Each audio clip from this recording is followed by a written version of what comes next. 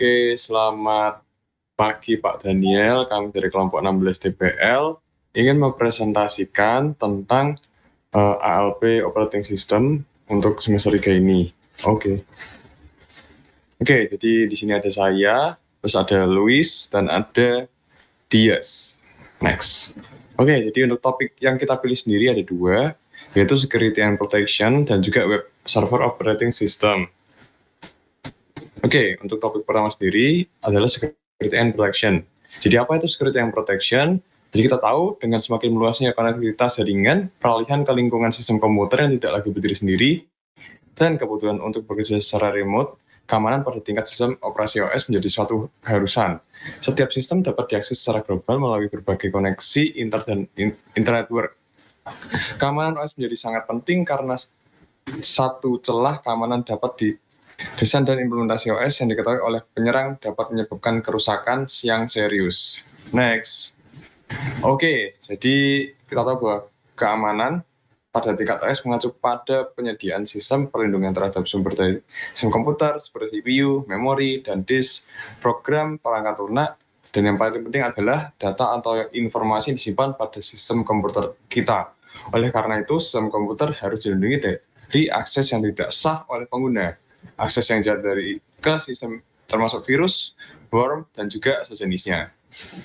Oke, berikut merupakan observasi yang telah saya lakukan. Jadi ini dilakukan di laptopnya Luis, yaitu menggunakan laptop Lenovo Legion 5 15i AH7H.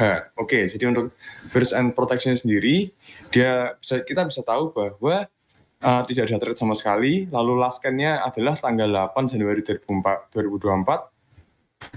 Ya, oke, next. Lalu yang kedua ini merupakan Windows Hello. Jadi pada laptopnya Luis ini dia tidak mendukung Windows Hello di sini. Untuk setiap laptop pasti ada Windows Hello yang kayak face recognition, terus ada password, dan juga ada satu lagi apa itu. Tapi tidak semua laptop tuh bisa compatible untuk menggunakan Windows Hello tersebut, dan untuk di laptopnya lu sendiri mungkin tidak kompatibel. Begitu. Oke, next untuk firewall sama network protection. Dari sini kita tahu bahwa semuanya tuh on, dari domain network, private network, dan juga public network. Oke. Oke, lalu untuk finishing protection. Jadi di sini kita lihat bahwa dia mencentang kalau misalnya dia tuh mendownload kayak dari situs tertentu, kan biasanya kan kalau mau install itu ada kayak suatu peringatan, apakah benar kamu mau install aplikasi ini. Nah, itu sudah dicentang sama Luis gitu di laptopnya. Oke, next adalah correlation. Jadi di sini dia mencentang untuk memory integrity. Jadi ya itu next. Oke. Lalu next kita lihat di security procedure detail. Jadi di sini yang perlu kita lihat adalah pada statusnya. Jadi untuk status security-nya itu sudah diredikan semua. Jadi harusnya sudah aman. Next. Lalu pada secure boot. Jadi ini dia menunjukkan secure boot-nya dia kalau sudah on ini. Secure boot is on. Jadi sudah on, aman. Next. Oke, next akan dijelaskan oleh Luis.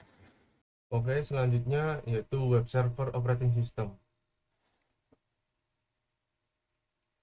Web server operating system itu merupakan sistem operasi yang dirancang khusus untuk menjalankan web server.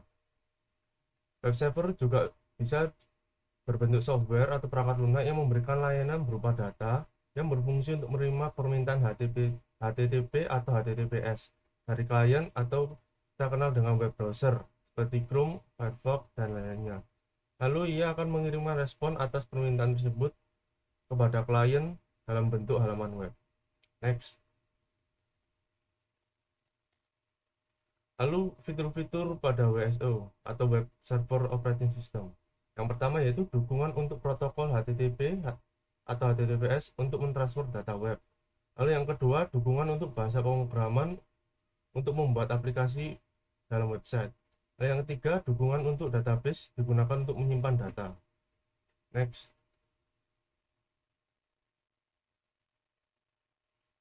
Nah, berikut jenis-jenis WSO. Yang pertama ada Linux. Linux ini yang paling stabil, lalu tersedia di berbagai distribusi.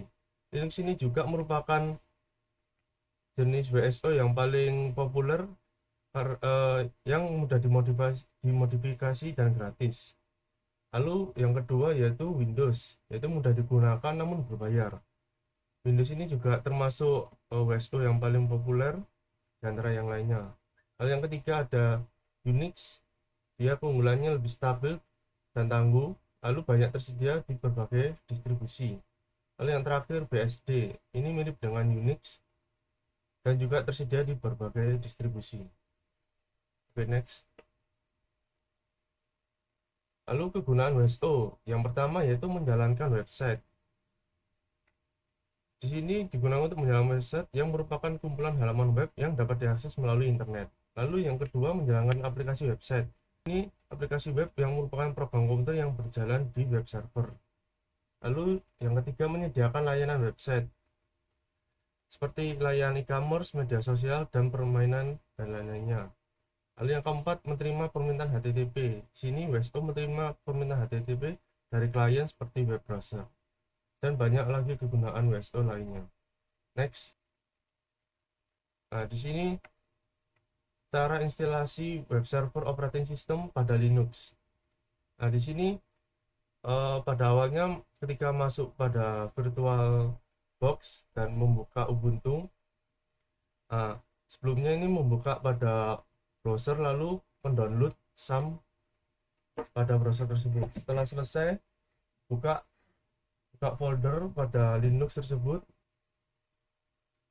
Nah, setelah terdownload, masuk ke folder download tadi, lalu tekan titik 3 dan open terminal. Lalu masukkan kode. Nah, di sini akan terbuka komen prompt ini. Lalu ketikkan kode sebagai berikut. Nah, setelah berhasil menjalankan kode ini, SAM akan terbuka. Next. Setelah terbuka, klik tombol forward terus menerus hingga tombol format berubah menjadi finish. Next.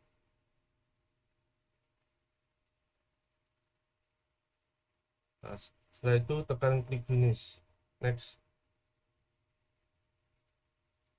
Setelah terbuka, pindah ke halaman manage server, lalu klik MySQL database, tekan start, dan juga Apache web server, tekan start hingga berwarna hijau.